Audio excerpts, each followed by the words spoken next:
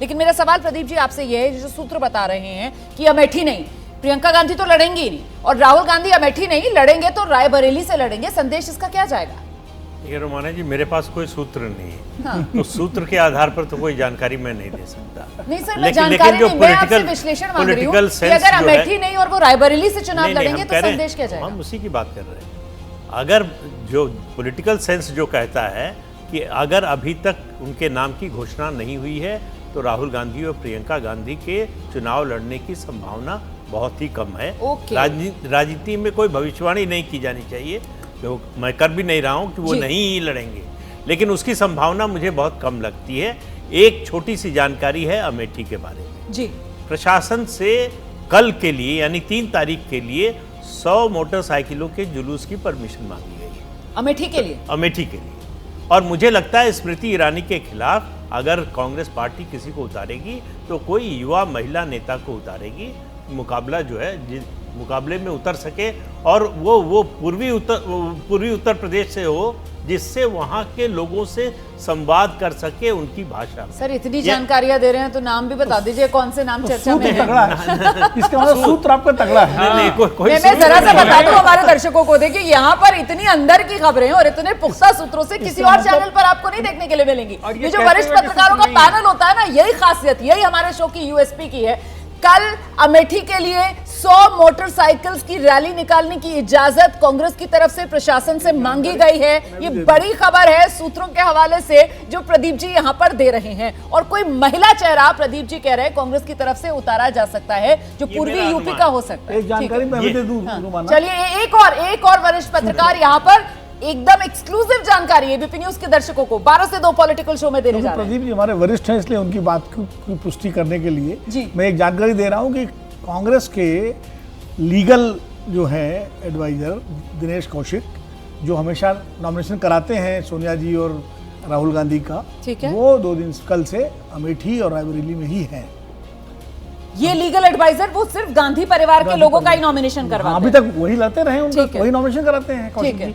तो मेरी सूचना है कि वो भी वहीं पर हैं। हाँ। उनको स्टेशन किया गया है। 2 और 2 4 कीजिए, मतलब इसका क्या मतलब हुआ? इसका मतलब यही हुआ कि अच्छा, जो अभी जनन बता रहे थे कि किशोर अगर राहुल गांधी लड़ेंगे तो अमेठी से लड़ेंगे, नहीं तो रायबरेली से लड़ने कोई मतलब नहीं है उनका। इसका मतलब है कि अमेठी वॉकओवर दे रहे हैं, वॉकओवर दे रहे हैं, दूसरा फिर रायबरेली अब क्यों लड़ेंगे? ये तो मतलब बहुत ही नेगेटिव नहीं, फिर रायबरेली अब क्यों लड़ेंगे भाई? रायबरेली जो है आपकी सीट है, कोई किसी को लड़ाइए। अमेठी तो एक सिंबॉलिक, उसका महत्व इसलिए कहा जा रहा है। और दूसरा, जहां तक किशोरीलाल शर्मा की बात है, मुझे नहीं लगता किशोरीलाल शर्मा को लड़ाया जाएगा।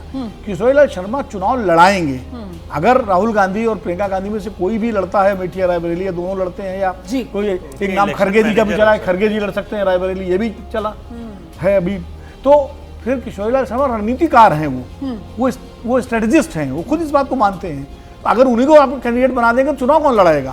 ये भी बड़ी तो ये चुनाव में ट्विस्ट लाने के लिए तो सूत्रों के हवाले से खबरें नहीं आ रही हैं भाई। राजनीति के अंदर नेता, पॉलिटिकल पार्टीज खबरें प्लांट भी तो कराते हैं। जिस तरीके से कोई सूत्र बता रहा है, हो सकता है दोनों भाई बहन चुनाव मैदान में उतरने वाले हों, और हो सकता है ट्विस्ट ये आ जाए कि अमेठी में स्मृति ईरानी के सामने प्रियंका गांधी को उतार दिया जाए और रायबरेली राहुल गांधी शिफ्ट हो जाए।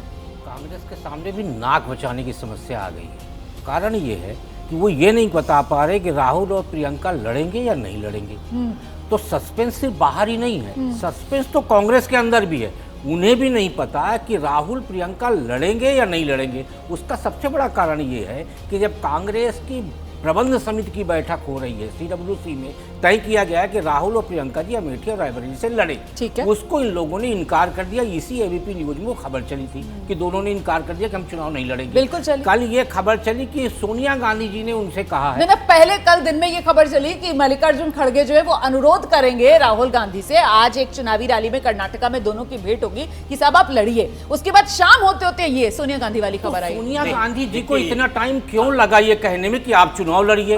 पहले ही क्यों नहीं कह दिया? दूसरा बात बिल्कुल वैसे ही है जैसे कोई आपसे आके कहे कि जेपी नड्डा अनुरोध करेंगे प्रधानमंत्री नरेंद्र मोदी से कि वो बनारस से ठीक है। लड़े, या बनारस से लड़ेंगे या नहीं, इसका फैसला जेपी तो नड्डा पार्टी बड़ी मतलब है तो या ये परिवार बड़ा है? इससे सबसे बड़ा मूल जो प्रश्न है, ये है कि तमाशा- कांग्रेस में जो बार बार ये कहा जाता है कि परिवार बड़ा नहीं पार्टी बड़ी है, हाँ। तो ये स्पष्ट हो रहा है कि कांग्रेस में परिवार बड़ा है, पार्टी बड़ी नहीं है। ठीक है। खड़गे जी की अब तरफ से जो जरा अनुरोध जरा किया सा जा रहा एक जल्दी से रिएक्शन मुकेश केजरीवाल से भी, इससे एक संदेश ये भी जा रहा है कि साहब जो बात कही जाती है कई राजनीतिक विश्लेषकों की तरफ से कि गांधी परिवार में अगर पॉलिटिकल अक्यूमन, सियासी समझ की बात की जाए तो वो सबसे बेहतर सोनिया गांधी में है, और वही सोनिया गांधी अब एक तरीके से लीड लेती हुई बताती हुई कि साहब अमेठी और रायबरेली में ऐसे वॉकओवर नहीं दिया जा सकता।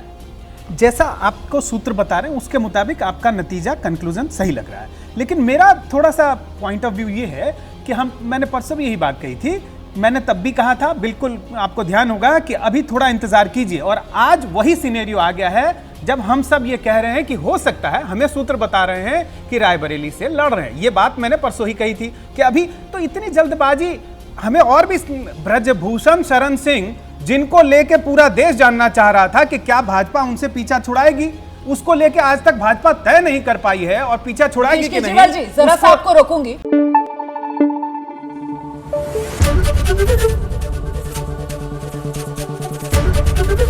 एबीपी न्यूज आपको रखे आगे।